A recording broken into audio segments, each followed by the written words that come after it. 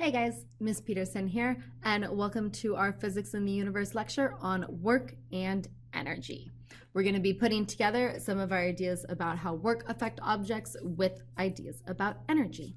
So let's get started. Go ahead and get your notes set up. Get ready to take these notes. You need something to write on, something to write with. I recommend setting it up Cornell style. You'll need a calculator, so make sure you have one of those. And let's get started. So first off, what is energy? Okay, it helps to start with the two basic types of energy. The first type is potential energy. Now, potential energy, you can think of it as stored energy, and it's due to an object's position. Okay, for example, if I have this rubber band, okay, and I change its position, so I stretch it out, there is now energy stored in the rubber band, elastic potential energy, and I can use that to make it fly.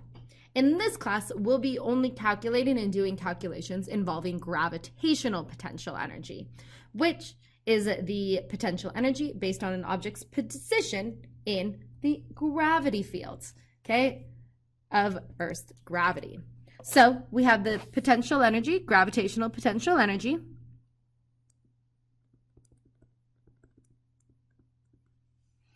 equals the object's mass times g, acceleration due to gravity, and h being the height of the object. Now for the units of all of these, okay, energy is, of course, in joules, mass is in kilograms, gravity, of course, is in meters per second squared, and height is in meters. So in this, again, you can see kilograms times meters per second squared times meters gives you the definition of a joule, remembering that a joule equals a kilogram meter squared per second squared. Okay, that's potential energy. The other type of energy, which you might be familiar with, is kinetic energy, the energy of motion. Now, this comes in a lot of different forms. Physicists separate things into vibrational energy. Okay, so when molecules are vibrating, translational energy, when they're moving. Even heat or thermal energy is just the kinetic energy, the average kinetic energy of the molecules themselves moving.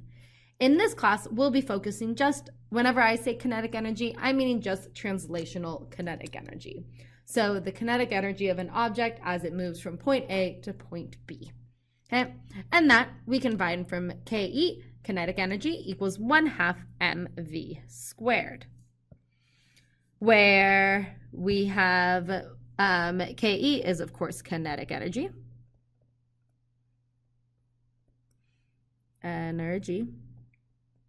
M is the mass, and V is the velocity of an object. Okay. And the units for energy, of course, are joules, mass, kilograms, and then velocity, meters per second. And because the velocity is squared, we can see again how those units work out. Okay. And a lot of times, these two things, potential and kinetic energy, are talked about together. And that is called the total mechanical energy. Now, the total mechanical energy is the combination of the kinetic energy and the potential energy. In this class, when we use this, we'll really just be talking about the kinetic energy plus the gravitational potential energy. Okay, and that is our energy. Sometimes you'll see that as TME for total mechanical energy. And now another way to define this energy, this total energy, is the ability to do work. Okay, now we know that work is done when a force causes a displacement. So if I take this little cube of aluminum, for example, okay, and I lift it up, now it has some potential energy because it's higher in Earth's gravitational field. And could it do work? Could a force cause it to move a distance? I dropped it. But yes, okay, there the force of gravity did work to cause it to speed up. The force of gravity also converted its potential energy to its kinetic energy as it fell. And that is an example of gravity doing work, okay? But you will also see this in kind of your basic potential to kinetic conservation of energy problem. Let's look at one of those because I think it's going to give us more context for when we talk about the conservation of energy. So this is a pendulum example. So in this problem, we have a 2.5 kilogram pendulum swinging. At the top of its swing, it has 22 joules of gravitational potential energy. Okay, so we know that the,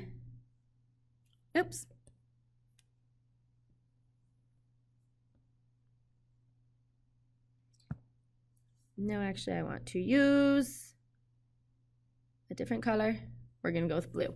The mass of the pendulum is 2.5 kilograms. And at the top here of its swing, okay, it has 22 joules of gravitational potential energy. How much kinetic energy will it have at the bottom? Okay. Now, this is a conservation of energy problem. And this idea shouldn't be new to you. You should recognize that energy is conserved.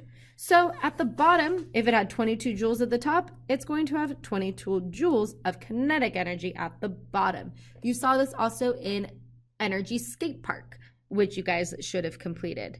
Because here it only has potential energy, okay? We're down at the bottom, its potential energy is going to be 0, but its kinetic energy will be that 22 joules, okay? Because at the top, it's not moving. Its kinetic energy is 0. It has to hit that velocity of 0 before it can swing back down. So then, how fast will it be going at the bottom? Okay, for that, we're going to need our equation. And our equation is that kinetic energy equals 1/2 mv squared.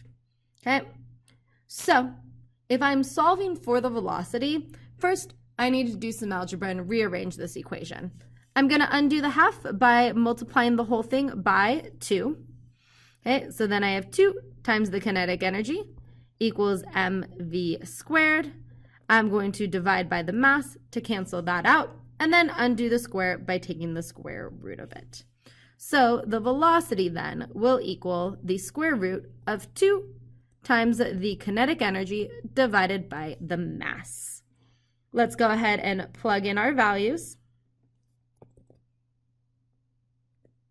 2 times 22 joules of energy divided by the mass, which is 2.5 kilograms. And we plug that into our calculator.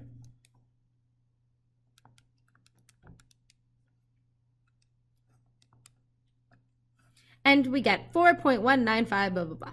Okay, since both of my numbers had 2 digits, I'm just going to round this to 2 digits or 2 sig figs and say 4.2 meters per second. Okay, we know it's meters per second, one, because it is velocity, but we could even look closer at the units. If we rewrite joules as kilogram meters squared per second squared, we can see how those kilogram units cancel out. And then I'm taking the square root of meters squared per second squared, which gives us that meters per second. Okay, cool. Okay, cool. How high does it swing relative to the bottom? Okay, so here we're looking at height. And this is an important question because it brings up this idea that gravitational potential energy is all relative. We're just doing it relative to the bottom of its swing. If I was holding this cube again, I might talk about its potential energy relative to the table or its potential energy relative to the floor. But it is always going to be relative to whatever our 0 line is. Okay? So let's go ahead. This will need the potential energy equals mgh. We're solving for h, so we're going to divide that potential energy by m and g. So plugging in our values, we have our potential energy, which is 22 joules at the top, divided by its mass times g, which is the acceleration due to gravity. And that gives us 0.897. So I'm just going to round that to 0.90. And that will be in meters. Okay.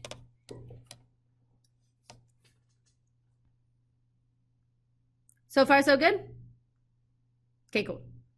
So what force did the work?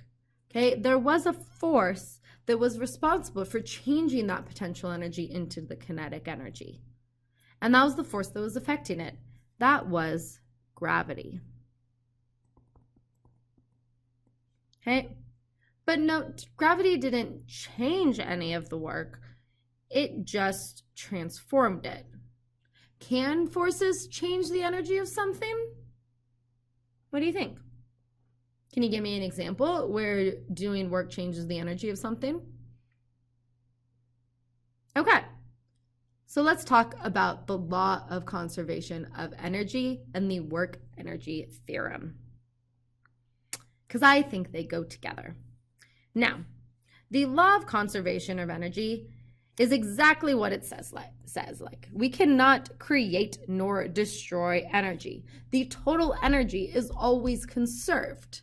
Okay, unless you do work on the object. Okay, if no external forces are doing work on the system and there's no loss of energy due to non-conservative forces, those are things like friction and air resistance that cause energy to be lost to other forms of energy like heat, then the total energy is conserved. Okay, so let's talk about that. Conservative forces are forces that don't change the total mechanical energy. They are already a part of the system. Okay, we cannot talk about gravitational potential energy unless we're talking about its interaction with Earth and Earth's gravity field. Okay, because if there wasn't Earth, there wouldn't be gravitational potential energy. So that is a conservative force. It is part of the system already. Okay. If we're talking about gravitational potential energy, we are talking about the Earth as well. So when those act on an object, they don't change the total energy of it, and energy is completely conserved. Now, non-conservative forces are forces external to the system that can change the total energy of a system. What do I mean by that? Okay, so if I take this little block again, and I lift it up above my head, I changed its potential energy. And if we're comparing it at rest here to at rest up here, it has more energy up here. But where did that energy come from? Okay, it came from me. I applied a force to it sorry, I dropped it again, to lift it and cause that change in energy. Oh, here's a different one. This one's heavier, more lift. Okay, to lift it and cause that change in energy. I did work on the object, but if I'm only talking about the object itself, I'm not a part of that system. So I am applying an external force. It does not disobey the law of conservation of energy because that energy is still coming from me. It's just coming from outside the system. Okay? Okay. So the total work done on an object causes that object to gain or lose energy. So AKA the work equals the change in kinetic energy plus the change in potential energy. And we will only be talking about potential energy due to gravity. Okay, the work equals the change in energy. So the amount of work I did to lift this block equals how much potential energy it gained in me lifting it. Okay? And I think this will make a little bit more sense if we look at some examples. So let's look at some example situations here. So first we have a ball falls from a height of 2 meters. Okay, the ball is falling. There's a force being applied. It's causing it to move a distance. So there is work being done. What force is doing that work? Gravity. Oops. Gravity. Now, will the total mechanical energy be conserved? Okay, yes. What's going to happen there is the gravitational potential energy is going to be converted to kinetic energy as it falls. That ball is going to speed up. That's an increase in velocity, which increases its kinetic energy. Okay. What about a skier gliding across the frictionless ice from point A to point B? Well, if she's just gliding along, what force is doing the work there? Again, it is gravity. Okay. Is the energy going to be conserved? Yes. This is another example of a gravitational potential energy being converted to kinetic energy. Yes, she's still going to have some potential energy there at point B, but she'll also have some kinetic energy. Okay, next one. A weightlifter lifts a weight at constant speed to above his head. What force is doing the work?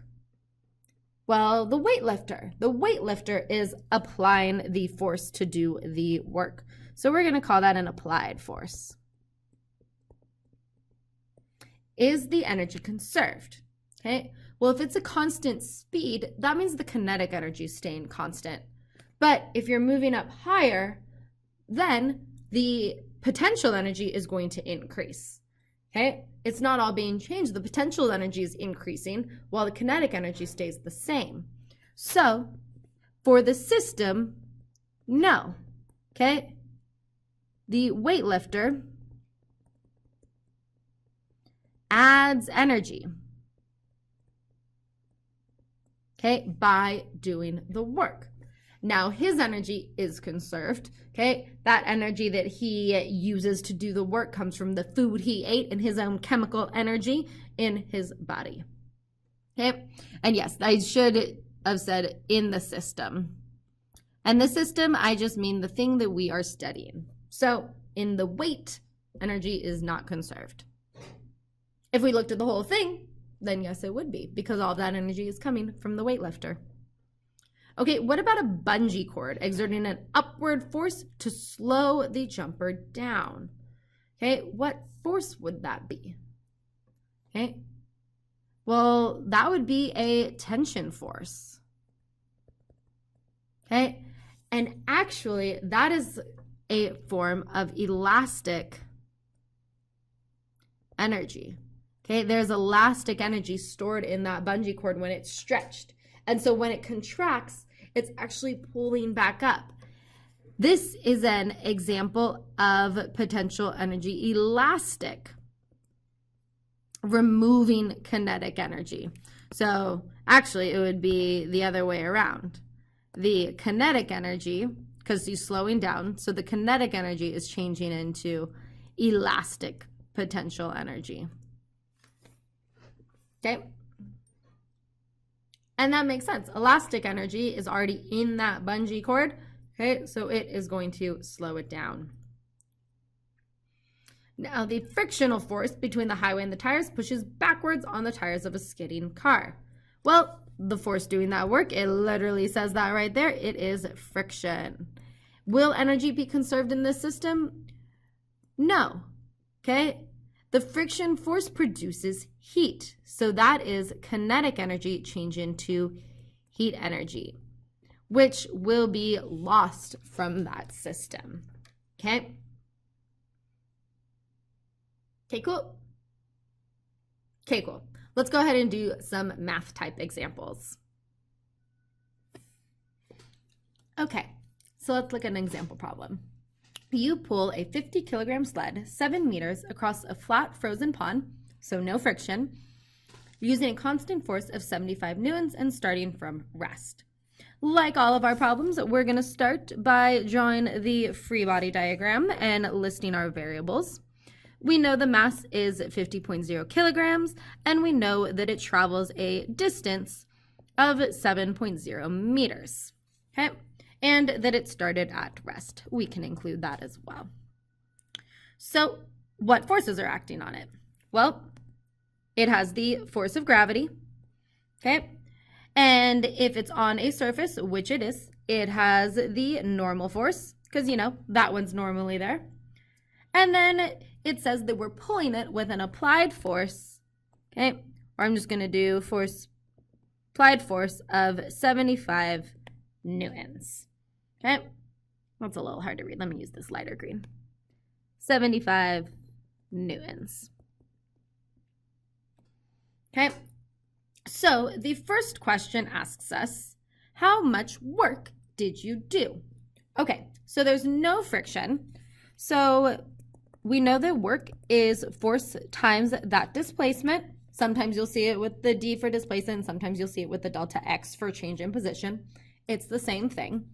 So we can just plug in our values. 75 newtons is the force that I was pulling at, and I did that for a distance of 7.0 meters.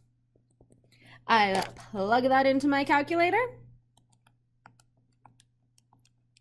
and we get 525 Newton meters, so 525 joules of work. Okay. Now, how much work did gravity do? Well, did gravity help or hinder its displacement? No, it's completely perpendicular, so none, okay? The force of gravity is perpendicular to the displacement, so it does no work. Now, what is the final kinetic energy of the sled? Okay, well, to understand that, first we have to recognize its initial kinetic energy. Now remember, kinetic energy is 1/2 mv squared. And initially, so I'm going to use the little not for initial or at time 0, it started from rest. So its initial kinetic energy is 0. Okay? So if we know that work is the change in kinetic energy plus the change in potential energy, this cart is traveling across a flat frozen pond. It's not raising or lowering in its position relative to the Earth or its height, so there is no change in its potential energy.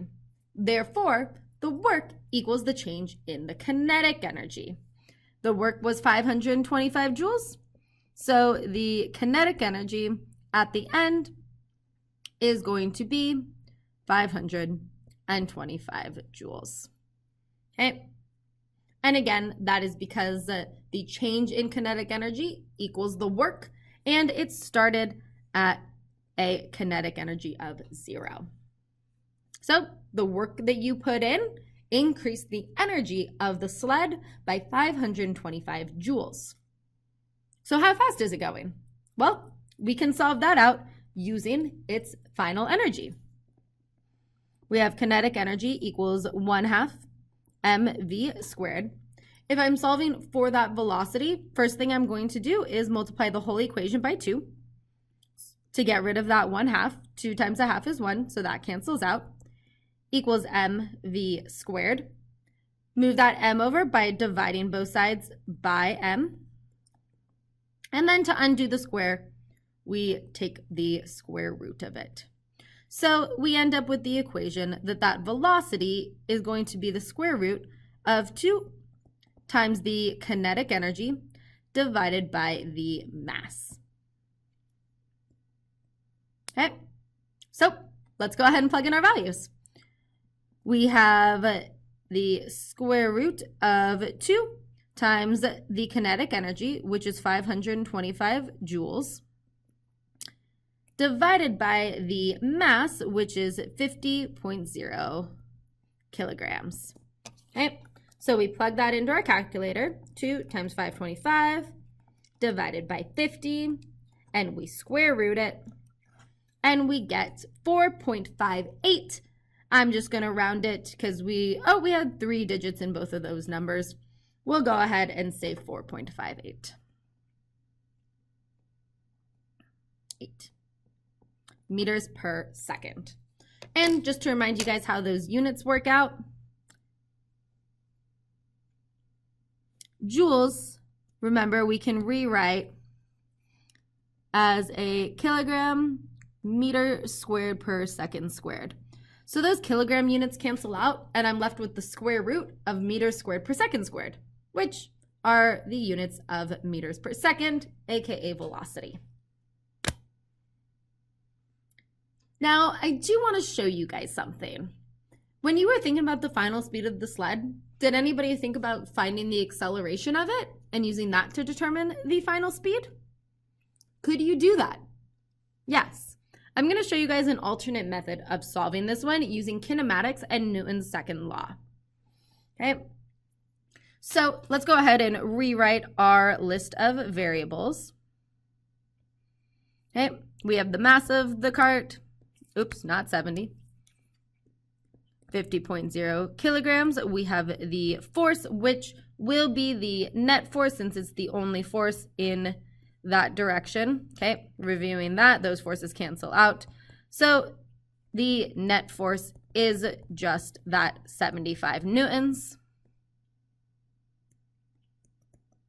Okay, we know that it goes a distance of 7.0 meters and that it starts from an initial velocity of 0. So we can use Newton's second law to find the acceleration. Remembering that Newton's second law is that the acceleration of an object equals the net force, or is directly proportional to the net force, divided by the mass. So we plug in our numbers, 75 newtons divided by 50.0 kilograms to give us an acceleration of 1.5 meters per second squared. Okay. Now we can use that along with our equations, our kinematic equations, to find that. Since we have distance and acceleration, we don't have time, but we don't care about time. So the equation that we're going to use is v final squared equals v initial squared plus 2a delta x. Our initial velocity is 0, so that cancels out. And then to undo the square, we're going to take the square root of both sides. So we end up with v final is the square root of 2 times its acceleration, which we found being 1.5 meters per second squared, times delta x, which is 7.0 meters. And we plug that into our calculator.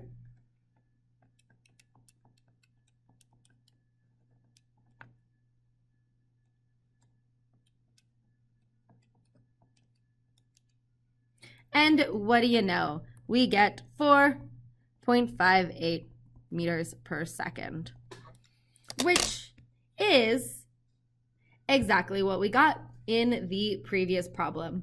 So you can solve things out using work and energy, or you can solve things out using kinematics, and you're going to get the same answer. That's how physics works. Okay, cool. Okay, cool. Let's look at one more example problem. Okay, here we have Lucy, and she is skydiving. I'm not a very good drawer, so I'm just going to draw a square. Okay, the mass is 55 kilograms. She has opened her parachute and is falling straight down a vertical distance of 325 meters at constant velocity. So constant velocity tells us that the forces are balanced, aka the force of gravity equals the force of air resistance. Okay, and we do have enough information to find the force of gravity. Force of gravity equals mass times gravity. So we have 55 kilograms times 9.8 meters per second squared, which gives us 539. I'm just going to round in and say 540 newtons. So that'll be the force of gravity, and that'll be the force of air resistance. So First thing, describe the change in energy as she falls. Sorry about that. Well, as she falls, she's falling at a constant velocity. Okay, so kinetic energy is constant. There will be no change in her kinetic energy. Remember, kinetic energy is 1/2 mv squared. So if her velocity is constant, her kinetic energy is going to be constant as well. However, she is falling down. She's getting closer to Earth. Okay, her height is decreasing. So her potential energy is decreasing. Okay. Okay, cool. Okay, cool. Because, like I said, she's falling down that distance of 325 meters in that downward direction. So what forces are doing work? Well, both of them. Okay. So gravity is doing work. Okay. And then air resistance. Actually, let's be more specific here. Gravity is doing positive work, and air resistance is doing negative work. Now, another question for you guys. Which of these forces is responsible for her energy decreasing?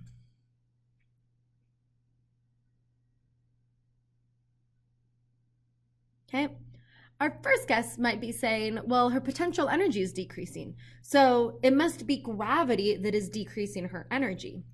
But remember, gravity is a conservative force.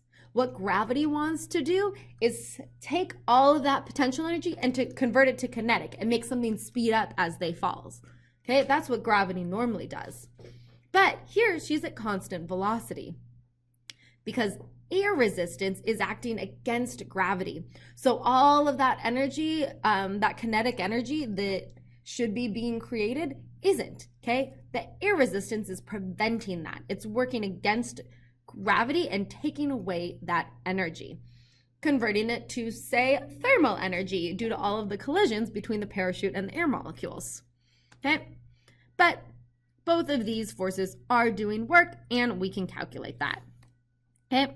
So the work equals the force times the distance, let's start it with the force of gravity. So the work done by gravity, I'm using that little g for that.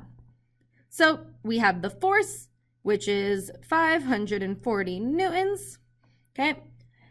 Now, again, when we're talking about forces and distance, we usually use signs to determine direction. Now, if we're doing down being negative, then we would have negative 540 and negative 325 meters. Okay, because she's falling down and gravity is going down. Negative times a negative make a positive, and that's why it's positive work. Okay, so negative 540 times negative 325 gives us 175,500 Newton meters, aka joules. Now, typically we will convert this to kilojoules. So to convert to kilojoules, we divide by 1,000, and we would get 175.5, nope, not kilograms, kilojoules. Okay? Okay, cool. So then if we want the work done by air resistance, it'll be the force of air times that displacement. But this time, okay, the force of air resistance is acting in the upward direction, but she's moving down. So we can see here how that gives us negative, and then I'm going to divide by 1,000 to convert to kilojoules, negative 175.5 kilojoules, because that air resistance is taking away energy or doing negative work. Okay, cool. Okay, cool. That's it for our lecture on work and power. Bye, guys.